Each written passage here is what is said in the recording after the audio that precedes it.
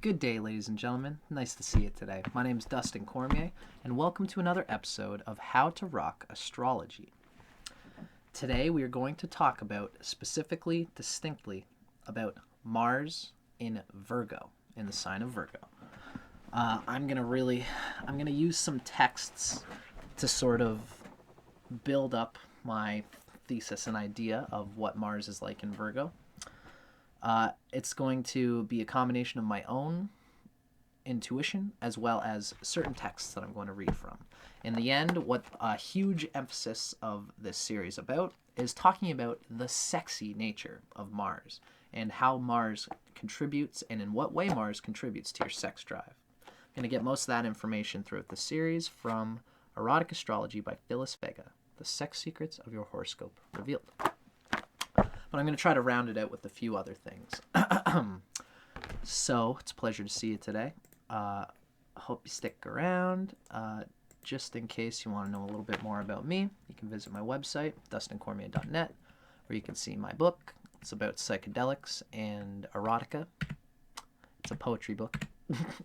And this is a little glimpse of my chart, just so you know who it is that is giving you this information. I'm a Vedic astrologer, and I'm inviting you as a Westerner or as a Vedic person to see what the West is missing by not getting into Vedic astrology. It's a whole different way of thinking about things, but there are critical aspects of astrology that you can really only see through the Vedic sense that Western astrology doesn't have. In my opinion, they both enrich each other. Vedic astrology gives you basic ideas of the planets that are completely basic to our conception of the planets, which the West misses out on. What the West has that the Vedic doesn't have is a deep sense of the outer planets, Uranus, Neptune, and Pluto. But in terms of the basics of the chart, including Mars and the Sun and all these things, the Veda has a deep philosophical backbone in its tradition, which the West doesn't have. I'm going to try and share that today as much as possible with regards to Mars in Virgo. And in the end, we're going to talk about its sexy nature, and that's what we're going to deal with in the rest of this series. For now, we're going to start off with just some basic stuff about Mars and about Mars in Virgo in particular. Before, eventually, we're going to basically lead into my description of Mars in Virgo from the sexy sense. But there's a few things I want to run by everybody as relates to the nature of Mars and its energy. Mars is the little brother to Big Brother's Sun. Mars and the Sun are best friends. Anything related with Mars connecting with the Sun is usually a good thing. Anything related with the Sun connecting with Mars is a good thing. For example, the Sun is exalted in Aries. Think about that. That kind of reflects on the importance of Mars in the Sun expressing the best of its potentials. The Sun is always best when it's close to Aries, because then the Sun is ennobled by a sense of just what Mars is, what Aries is.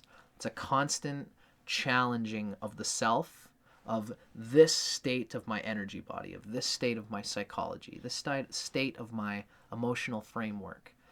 Can it be better? I'm going to challenge it by challenging myself, getting out of my head. This is what the Sun is like when it's close to Aries. So it's like Sun in Aquarius, Sun in Pisces, Sun in Aries, Sun in Taurus, Sun in Gemini. It gets these positive vibes. The Sun is the king of the chart. It's the sense of the person's overall intuition of what is the meaning of their life. What are they talented at? What energizes them? What is going to give them a long sense of inspiration? And that's what Mars helps the Sun to bring out. Mars is for the purpose of the Sun. The Sun is the king, and Mars is the general. Mars strategizes how to best wring out the inspirations of the Sun, the talents of the Sun. And when Mars is well placed, it can consistently cultivate a sense of how to bring out the richness of the sun at all times, in all places. Mars at its best is reliable and not just doesn't just make a show of being reliable because it feels like it should, but Mars listens to the sun.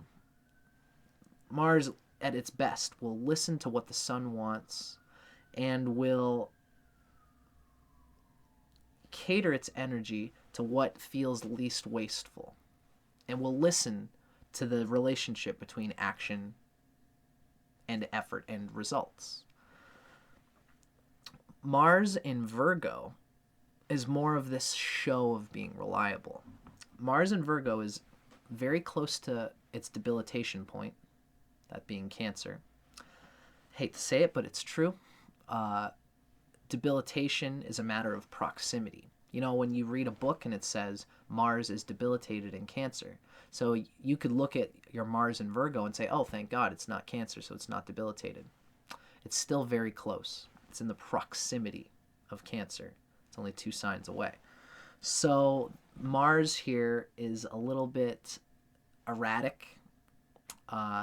It's emotional in a way.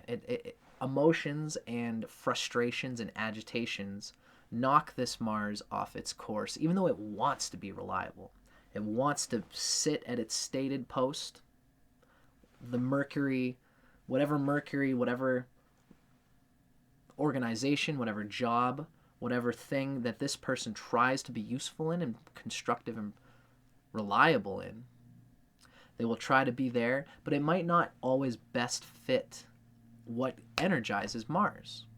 That's the problem with Mars in Virgo, is that Mars just knows what Mars wants. And when Mars is very strong, like when Mars is closer to Capricorn, the Mars finds ways of doing whatever it is in reality that will keep the person actually reliable, keep them vitalized, and they'll do it from within themselves. The Mars will find and discipline themselves because it is in the nature of Mars to discipline itself for the sake of expressing the sun. This Mars posits itself in a position because it wants to look reliable, but it doesn't necessarily always actually feel reliable. Why is that? We're going to read a little bit about it right now, but essentially one thing I'll say is that Mars and Mercury aren't the best bedmates. Mercury is an enemy to Mars. Mercury has got a scatteredness, a nervous energy, and that can be okay for its own sake. Every planet has its practical purpose and use. When Mars is in Virgo, it takes on a nervous, energetic quality, which is not befitting the consistency and cultivation of discipline which Mars is used to. This person feels energized and feels constructive. They want to exercise Mars's constructiveness through an erratic, spread out, intellectualized schema, a plan. And Mars is at its best as a warrior. A warrior doesn't go out into the battlefield and hope that the enemy is going to perfectly align with their plan. Mars just has a sword and says, whatever you got, I'm ready for it. And a good Mars will cultivate that. Mars in Virgo says, if you guys stand right there, don't move, smile for the camera, look perfect. Okay, now you stay there. I've got a bomb planted over there, so if you could just move like 50 paces to the right. Yep, keep going, keep going. Okay, now I'm going to detonate this. Bang! Oh, look at that, I'm amazing.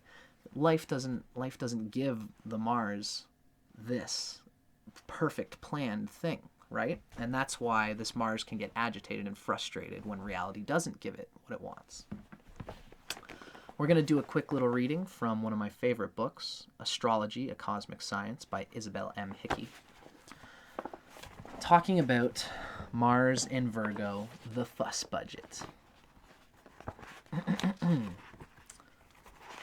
So, Mars in Virgo, as I said, it's quite close to Cancer. We're going to read what's going on here from Isabel's perspective on Mars in Virgo. Here is the fuss budget. It's an energetic worker, very willing to serve. But Mars and Virgo person fusses over inconsequentials. There's a narrowness of effort because of an inability to see the forest for the trees.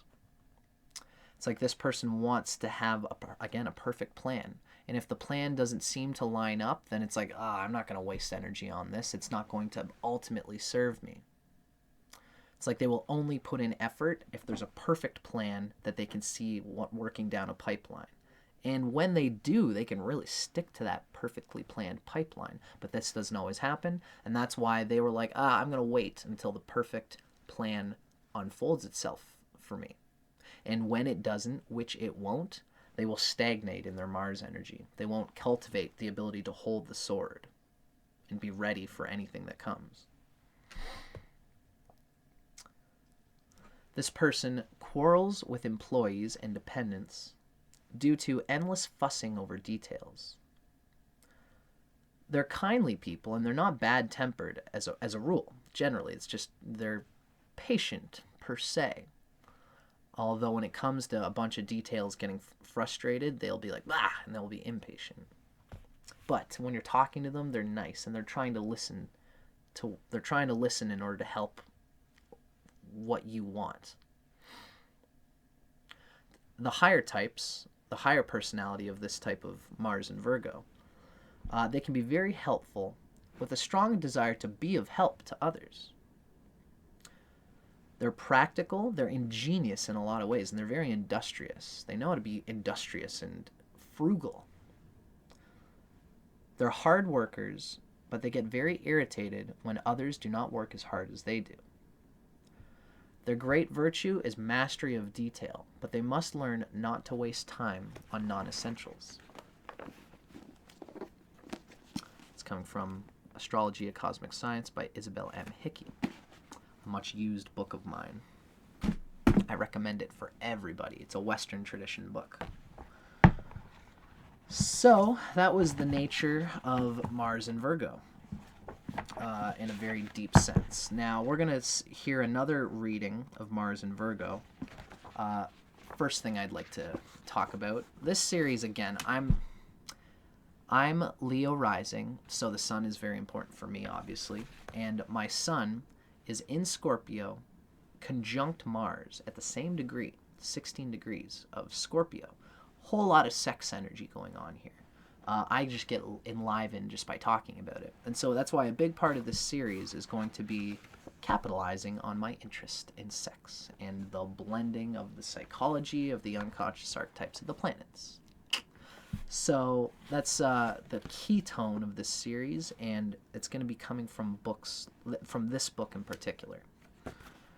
As I said, it's Erotic Astrology by Phyllis Vega. Got it online on Amazon. We're about to read about Mars and Virgo, but first I want to say what Mars and the Sun mean in regards to your sex drive, and that comes from this book. Sun and Mars, your sex drive. The Sun in your horoscope symbolizes the primary archetypal energy of your essential self. It's the king of the chart. Its sign, the Sun's sign in your birth chart, denotes your individuality and particularly personal approach to sexual experience, whatever sex is to you. It's much more than that, but again, we're talking about a passionate sexual vibe in these videos. Mars, the embodiment of sexual energy, indicates your sex quotient, how you express or repress your sexuality. It shows your attitude towards sex, the strength of your libido, your sexual prowess, and what turns you on or off. The combination of the signs of Sun and Mars in your birth chart reveals your sexual strengths and insecurities and the role sexuality plays in your life. As you listen further on in this series, we're going to talk about Mars and Virgo plus your sun sign somewhere in this series.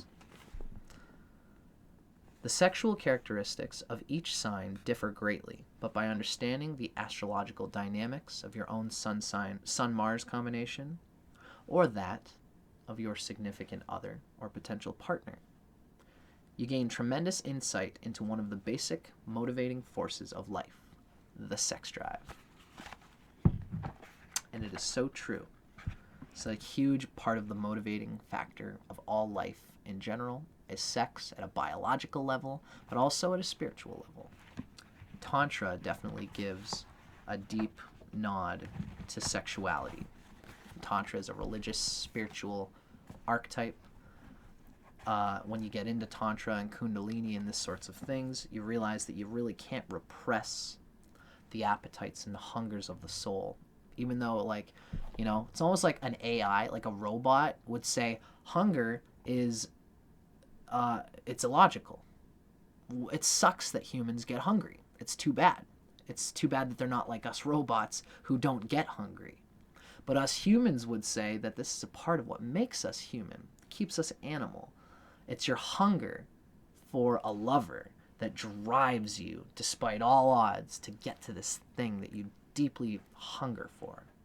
And hunger can make you go to the fridge that much faster, you know? So your sexual appetites are part of what draws us to to manifest the realities that our sun seeks to manifest and that our spirit seeks to experience.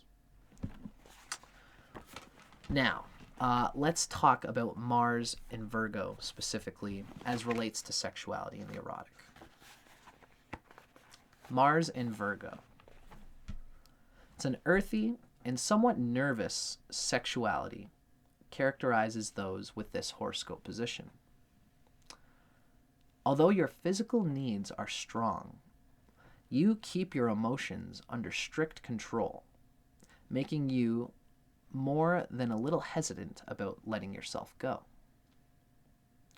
Because of the shy side to Virgo's nature, Mars, the indicator of passion, often remains sublimated or totally unawakened in this sign. This is a very, like, Virgo, part of the English transliteration of that word, relates to virginal, not dirty. They, you know, there's like a cleanliness that they like, and the body's things and dirtiness and excretions and what have you can seem lowbrow, and these people are averse to a lowbrowness, although it can make for a kinkiness in a certain way, where this person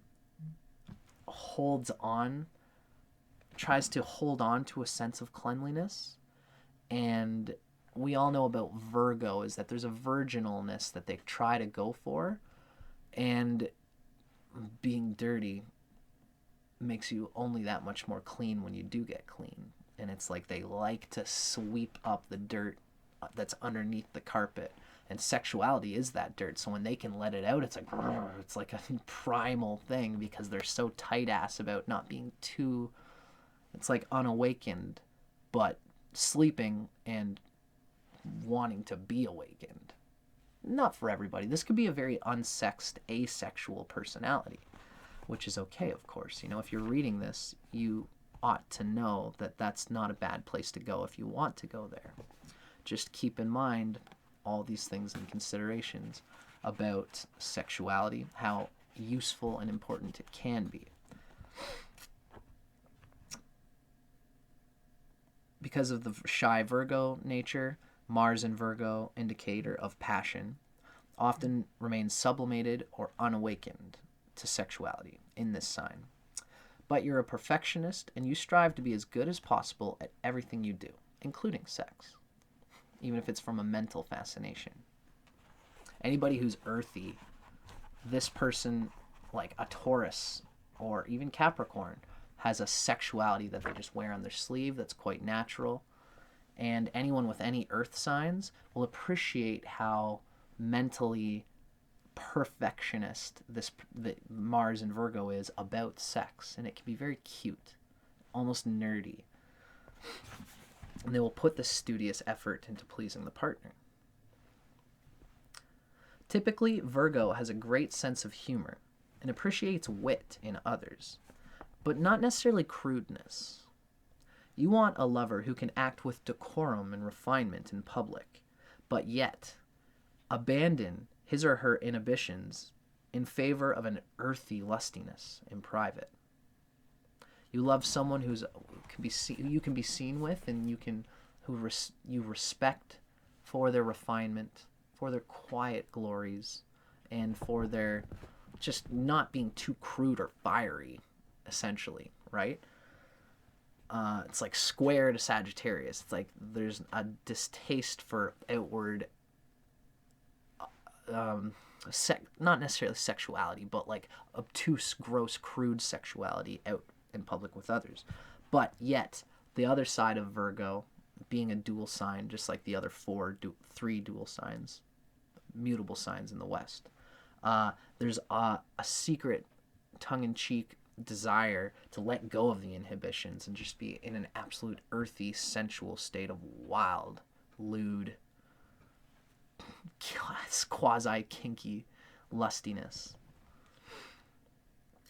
Although modest in public, your innate sensuality comes out of hiding in the bedroom.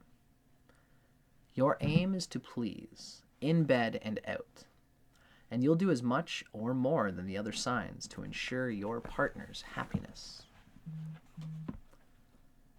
Although insatiably curious about sex, you're not necessarily naturally wild or impulsive in your love life. You prefer carefully thinking things through. We can see again in the same way that we talked about how a warrior likes to have to get used to swordplay. A good warrior is not just a chess player, an armchair philosopher regarding being at war and being in a battle. A good warrior says, you tell me where to go, and I'm going to muck things up when I get there. In the same way, sexuality is very warlike, and there's a taking that's appropriate for sexuality. Taking what's yours, you're allowed to, and it can be juicy. How sexy is it when you see a lover who takes what's theirs and you get to be a part of it? We can see why the partner to this person might miss out on seeing the Mars and Virgo take what it wants. There's something cute about it and respectful about it, even subby, if that makes sense, like submissiveness, which can be juicy for anybody. But there is a lack of the natural suave swagger that we expect from a deeply sexual and sexually awakened person. You prefer carefully thinking things through. Martian Virgos love touching and being touched, but they're not interested in idle flirtations or one-night stands. You regard sex as a pleasurable and meaningful way to express genuine feelings of closeness and affection with loved ones that you find, with people who you intend to show reliability and security to, a sort of cute sentimentality. When you can get this, it energizes you, and it's a slow cooking energization that's not as like bang as sexuality as we know it as an archetype to be. This is a person who doesn't necessarily play at sexuality the way sexuality is normally meant to. Although they will see it, they will learn mentally what sexuality is, they might read about it, and they can definitely play to it. And even find that they can it's like, okay, I understand it. I have to go beyond my understanding. Okay, I understand that. And they can plunge ever so curiously beyond the framework of their mental rigidity, especially if other things in the chart call for it, and especially if the partner sees how cutely mental and intellectual that they are about sex.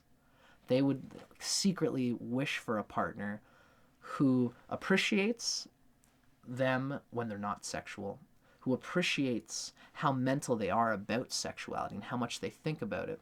And then they'll say to their partner is that I am nerdy and I love to think about sex. And I love to express it in this like armchair philosopher warrior sort of way.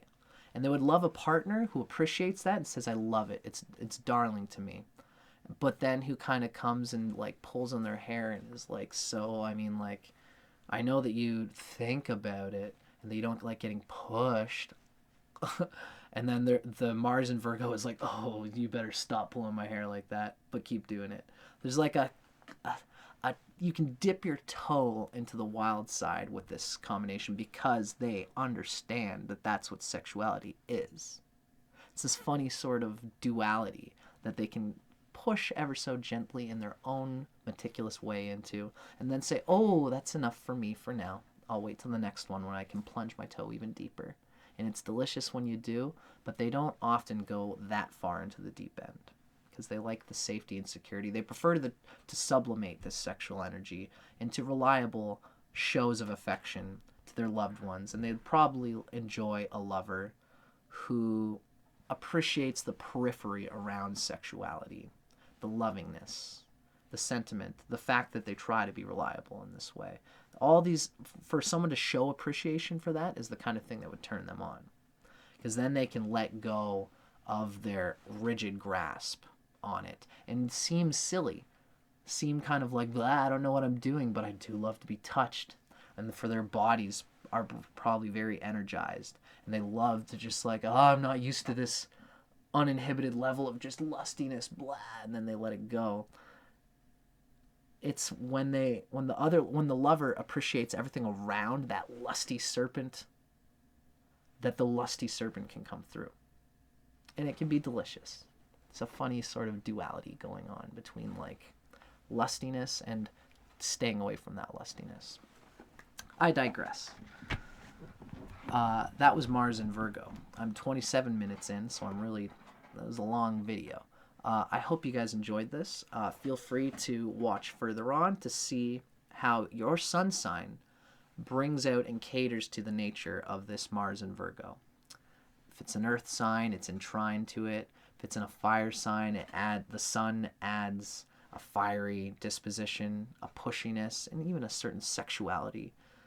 We're going to see all these things as this series unfolds. So thank you very much for watching, folks. I'm Dustin Cormier for How to Rock Astrology.